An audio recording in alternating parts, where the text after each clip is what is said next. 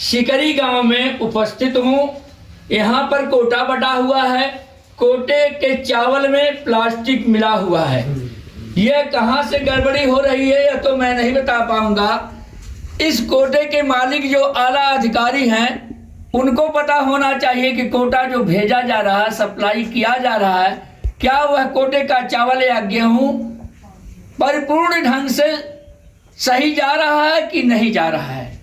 कोटेदार की हम गलती दें तो क्या दें, जब कोटेदार जो चावल पाएगा, सप्लाई जो पाएगा वही वह बांटेगा।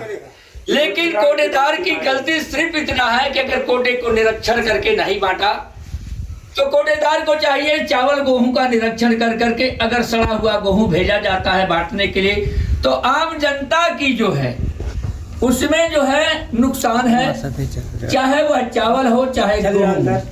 जानते हैं इसमें क्या होता है, सड़ा हुआ गेहूं आ गया, सड़ा हुआ चावल गोदाम में आ गया तो उसको बांटने से जनता जो खाएगी वह बीमार पड़ सकती है, कुछ भी हो सकता है। तो इनका सप्लाई करने वाला इंस्पेक्टर जो होता है इनको सूचना देनी चाहिए उसको कि यह कोटा जो चावल आया, गेहूं आया है वह बांटने की योग्य नहीं है और आप इसको उठवा दीजिए। और उस सप्लाई इंस्पेक्टर की जिम्मेदारी है कि उस कोटे को उठवा ले और दूसरा सुरक्षित ढंग का जो बढ़िया ढंग का चावल या गेहूं है उसकी सप्लाई दोबारा करवाए।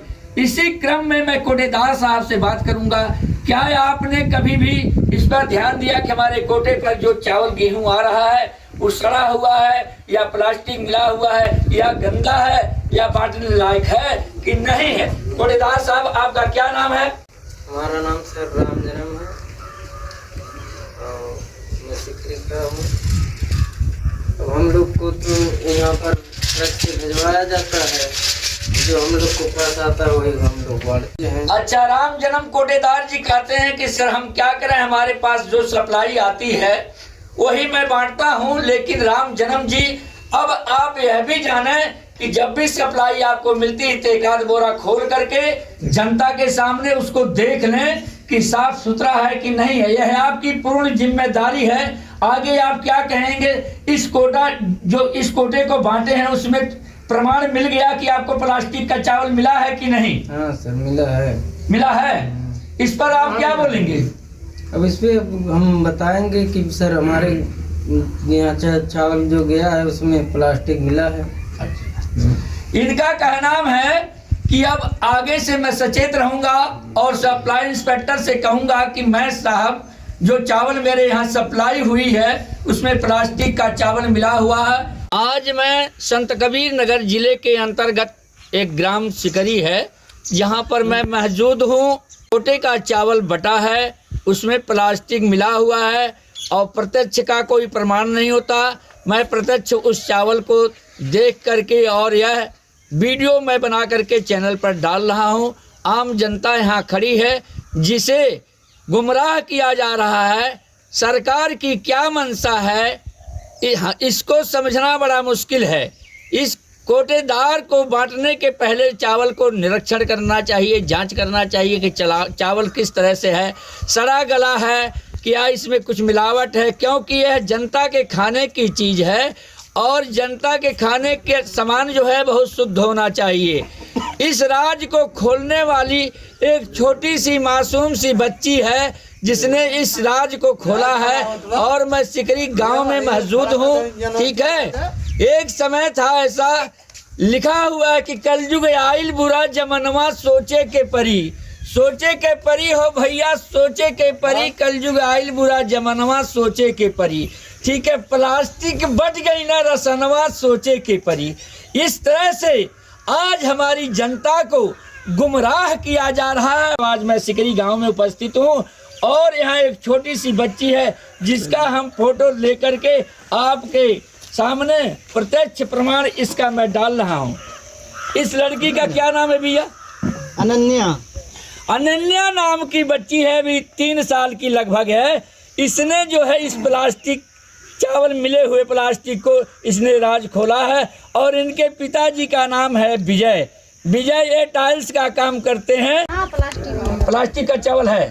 अच्छा, हम लोग बढ़िया चावल चाहिए। बढ़िया चावल चाहिए। सब का। आपको बराबर कोटा मिलता है कि नहीं? मिला कोटे पर कोई कटौती होती है कि नहीं?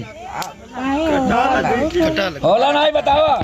कोटा पर कितना कटौती करते हैं कोटेदार? 2 मनाई का 10 किलो मिला है वाला 2 आदमी का 10 किलो मिला है, तो काटे क्या उसको बताइए। 9 किलो। हाँ उतना मिला करा। यहाँ कोटे पर 1 किलो काट करके और तब कोटा बनता है। ठीक है, आप सबसे बात करते हुए इसी क्रम में हम आगे बढ़ रहे हैं। आप बताइए, आपके कोटे पर जो चावल बटा है उससे आप संतुष्ट हैं? नहीं साहब, जब मजदूरहा मनाई, जब वही खाएगा वही से जिए खाएगा तो कैसे सब? मतलब आप संतुष्ट नहीं है, इस नाते क्यों नहीं संतुष्ट है इसको तो बताइए आप। अब प्लास्टिक के चावल मिला तो बात कैसे खाए के? इसका प्रमाण मिल चुका है, प्लास्टिक का चावल मिला हुआ है। ये बच्ची देखी कि मम्मी मोटा मोटा चावल है, ये कैसा चावल है। हाँ।